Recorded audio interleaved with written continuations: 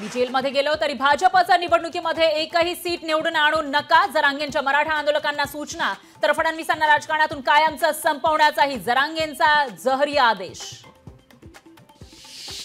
वादग्रस्त आयएस पूजा खेडकर यांच्याकडून यूपीएससीच्या आदेशाला हरताळ. पूजा खेडकर मसुरी प्रशिक्षण केंद्रात पोहोचल्याच नसल्याची माहिती.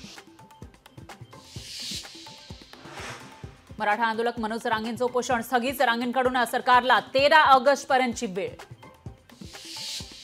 मनोज जरांगेंना कोणत्याही क्षणी अटक होण्याची शक्यता. पुणे कोर्टाकडून जरांगेंविरोधात अटक वॉरंट जारी. नाट्य निर्मात्याच्या फसवणुकीप्रकरणी वॉरंट. पूजा खेडकरला दिव्यांग प्रमाणपत्र देणारे डॉक्टर चौकशीच्या फेऱ्यात. पुणे जिल्हाधिकाऱ्यांकडून डॉक्टरांच्या चौकशीचे आदेश. पूजाला मदत करणाऱ्या सर्व डॉक्टरांची होणार चौकशी. सामनाच्या अग्रलेखातून बजेटवर जोरदार टीका. खुर्ची टिकाव बजेट असल्याचा घणाघात. तर मोदी सरकारच्या मनात महाराष्ट्राबद्दल आकस असल्याचा सामनातून आरोप. जरांगेंनी आमचे आमदार पाडले तर आम्ही त्यांचे 150 आमदार पाडू. आता वेळ आली आहे एकत्र येऊन मराठा आमदार पाडू. ओबीसी आंदोलक लक्ष्मण हाकेंचा थेट इशारा. कोल्हापुरात पंचगंगा नदीची धोका पातळीकडे वाटचाल. पंचगंगेची पाणी पातळी थेट 41 फुटांवर. तर धोक्याच्या पातळीसाठी फक्त 1 फूट बाकी. चित्रा वाघ यांच्याकडून मवियाच्या नेत्यांचा डोमकावळे म्हणून उल्लेख. तर सुप्रिया सुळेंना चिमणे आणि संजय राऊतांना पोपट म्हणत लगावला खोचक टोला. अमरावतीमध्ये 75 जुने पूल आणि रस्ते असल्याची माहिती. जिल्हा परिषदेच्या स्ट्रक्चरल ऑडिटमधून माहिती समोर. पूल आणि रस्ते तातडीने दुरुस्त करण्याचे निर्देश. कोल्हापूर पाठोपाठ सांगलीतही पूरस्थिती. कृष्णा नदीची पाणी पातळी 41 फुटांवर. नदीकाठच्या गावांना प्रशासनाकडून सतर्कतेचा इशारा. भिवंडी शहरासह तालुक्यात पावसाची दमदार हजेरी. शहरातील मुख्य बाजारपेठेत साचलं पाणी. पाणी साचल्यानं भाजी विक्रेत्यांची तारांबळ.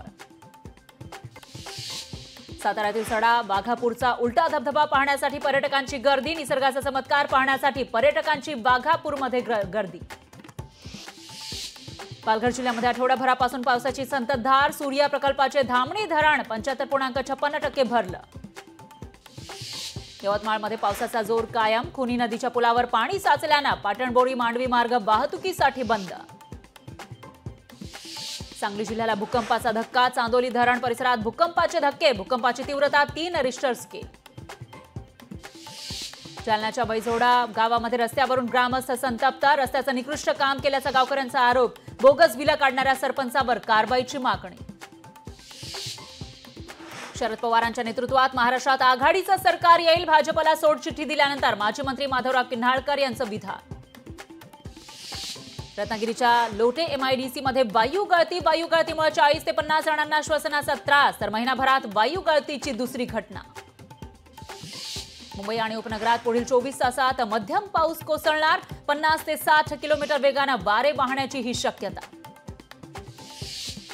मावळ तालुक्यातील पवना धरणात 54% पाणीसाठा. मागील 24 तासात धरण क्षेत्रात 145 मिलीमीटर पावसाची नोंद. अमरावती जिल्ह्यामध्ये जोरदार पाऊस. 24 तासांमध्ये अमरावतीत 80 मिलीमीटर पावसाची नोंद. तर पश्चिम विदर्भातील सर्वात मोठा परवर्धा धरण 57% भरलं. गुजरातच्या बहुतांश भागात मुसळधार पाऊस. पावसामुळे सुरत शहरामध्ये पूरसदृश्य स्थिती. शहरातील अनेक ठिकाणी सखल भागात साचलं पाणी. दिल्ली एनसीआर मध्ये मुसळधार पाऊस. दिल्लीमध्ये अनेक भागात पावसाचा जोर. पाणी साचल्यानं वाहतूक कोंडीची शक्यता. लोकशाही मराठी ऐका, पहा, जागरूक रहा.